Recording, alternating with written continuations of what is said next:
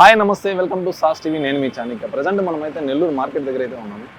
శీతాకాలం రావడంతో ఎక్కడ పడినా ఈ సీతాఫలం బండ్లు అయితే కనిపిస్తూ ఉన్నాయి. జనరల్గా మనం చూసుకుంటే చిత్తూరు సైడ్ హైవేల మీద బుట్టలు పెట్టి మరీ అమ్ముతూ ఉంటారు. ఎందుకంటే వాళ్ళకి తోటలు అనేవి ఎక్కువ ఉంటాయి కాబట్టి, అక్కడ చాలా ఫేమస్ కాబట్టి వాళ్ళకి ఎక్కువ మోతాదులో దొరుకుతూ ఉంటాయి. మనకైతే ఇక్కడ తోటలు అనేవి తక్కువగా ఉండడంతో ఇక్కడ అక్కడి నుంచి దిగుమతి చేసుకుని ఇక్కడ వ్యాపారస్తులు వ్యాపారం చేస్తూ ఉంటారు. అయితే ఈ సీతాఫలం తినడం వల్ల ఎన్ని ప్రయోజనాలు ఉన్నాయి మీకు తెలుసా? ఈ సీతాఫలంలో పీచు పదార్థం, అదేవిధంగా విటమిన్స్ ఇవన్నీ చాలా ఎక్కువగా ఉంటాయండి. మీరు గమనించారా ఎప్పుడైనా? సీతాఫలం తినగానే ఇన్స్టెంట్ ఎనర్జీ అనేది వస్తూ ఉంది. అదే కాకుండా ఈ శీతాకాలం రాకముందే మన సీతాఫలం మన మార్కెట్లోకి వస్తూ ఉంటుంది. ఈ సీతాఫలం గురించి కొంతమంది వ్యాపారస్తులు ఉన్నారు, వాళ్ళని అడిగి తెలుసుకున్నారండి. నమస్తే అన్న. నమస్తే.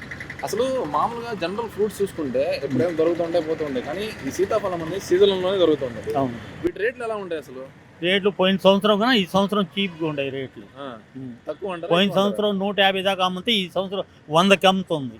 ఏంటంటే వ్యాపారాలు లేదు కాబట్టి రేట్ పడిపోయింది. దేని వల్ల అంటారు రేట్ పడిపోయింది? రేట్ పైన అంటే వాతావరణం బట్టి మనిషిని వాడతారు. అది ఇప్పుడు వేడి ఉంటే ఏ వస్తేనే అది తింటారు. కిలోమీటర్ చల్లగా ఉంది, అలా జాస్తి వాటర్, ఇలాంటి నెమ్మ వస్తువులు కదా జాస్తి వాటర్. కానీ ఇప్పుడు మన సీతాఫలం ఎండాకాలంలో దొరకదు కదా, దొరికేదే శీతాకాలంలో. మరి అప్పుడు కూడా తినకపోతే మనకి వాటి వల్ల లాభాలు ఉంటాయి కదా, తినాలి కదా ఖచ్చితంగా. మన సౌకర్యం మనం చూసుకుంటాం, మన ఆరోగ్యాన్ని మనం కాపాడుకుంటాం. మన ఆరోగ్యం బాగుంటే ఏ వస్తేనే తింటాం, మన ఆరోగ్యం బాగలేకుంటే మనం ఏం తింటాం? అట్ట ఏంటంటే ఇప్పుడు ఈ సంవత్సరం సీతాఫలం రేటు పడిపోయింది, వ్యాపారాలు లేవు. రెండోది ఏంటంటే కాయ కూడా పోయిన సంవత్సరం లాగా నీట్ కూడా రావటం ఇప్పుడు.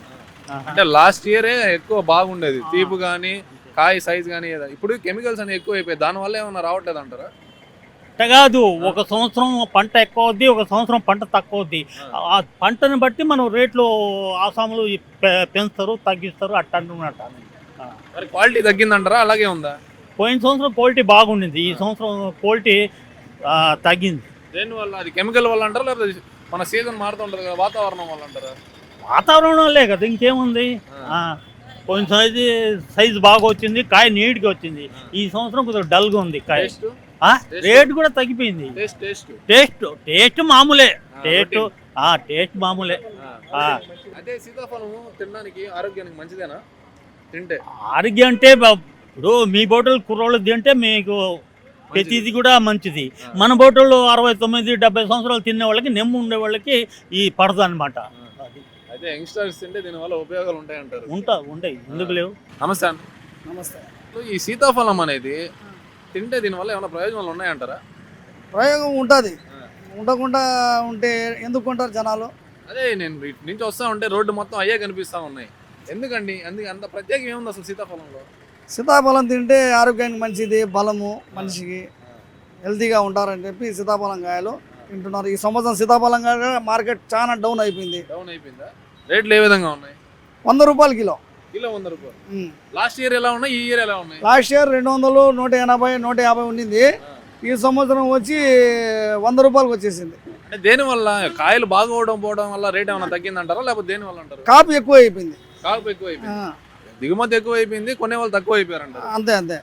దేని వల్ల అండి? కెమికల్స్ ఏమన్నా వాడడం వల్ల టేస్ట్ మారడం, దాని వల్ల ఏమన్నా అంటారా? అటేం లేదు, ఈసారి కాపు ఎక్కువ సీతాఫలం కాయలు, దానివల్ల ఎక్కువ వచ్చాయి. పోయిన సంవత్సరం కాపు తక్కువ కాబట్టి రేట్ ఎక్కువ, ఈసారి కాపు ఎక్కువ కాబట్టి రేటు తక్కువ, కానీ కొనేవాళ్ళు జనాలు లేరు.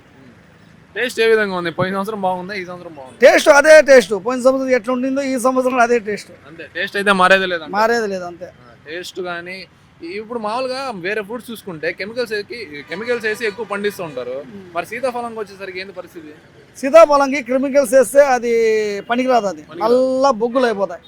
అది ఏమంటే కాయ ముదిరితేనే పండిపోద్ది, నేతగా ఉంటే పండదు. అది అంటే నేచురల్ గానే ఇది పండాల్సిందే తప్ప ఏ కెమికల్ వేసినా పనికిరాదు అంటారు. కెమికల్ వేస్తే నల్ల బొగ్గు మాదిరి అయిపోతాయి. మిగతా ఫ్రూట్స్ తో పోల్చుకుంటే కెమికల్స్ అనేవి దీనికి వేస్తే మాత్రం ఖచ్చితంగా పడదంటారు. సీతాఫలంకి కెమికల్స్ వేస్తే నల్ల బొగ్గులు అయిపోతాయి. కాయ సీతాఫలం కాయ చెట్లు ముదిరిన తర్వాత అది పెరిగితే అది పండిపోద్ది, అంతే. దానికి కెమికల్ అవసరమే లే.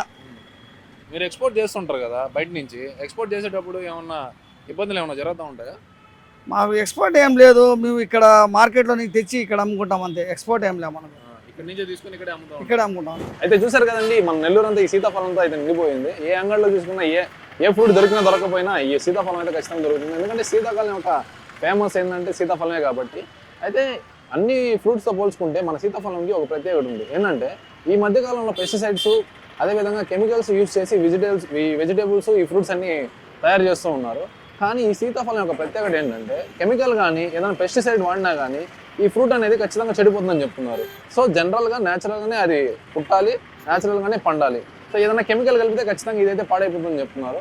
అయితే ఈ శీతాకాలం కాబట్టి మళ్ళీ మనం ఇప్పుడు కానీ మిస్ అయితే నెక్స్ట్ మన సీజన్లో అయితే దొరకదు కాబట్టి ఖచ్చితంగా సీతాఫలం అయితే ట్రై చేయండి మీరు కూడా. సో ఈ వీడియో మీకు నచ్చితే ఖచ్చితంగా లైక్ చేయండి, అదేవిధంగా మీ ఫ్రెండ్స్ అండ్ ఫ్యామిలీతో షేర్ చేయండి. ఇలాంటి మరిన్ని కంటెంట్ కోసం మన ఛానల్ అయితే సబ్స్క్రైబ్ చేసుకోండి.